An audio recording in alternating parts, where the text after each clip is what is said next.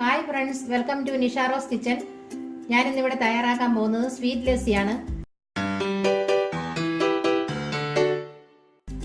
ചൂടുള്ള സമയങ്ങളിൽ നമ്മൾക്ക് സ്വീറ്റ് ലസ്സി ഉണ്ടാക്കി കുടിക്കുന്നത് നല്ലതാണ്. ജനുവരി, ഫെബ്രുവരി, മാർച്ച്, ഏപ്രിൽ മാസങ്ങളിൽ വേനൽക്കാലമാണ് നമുക്ക്.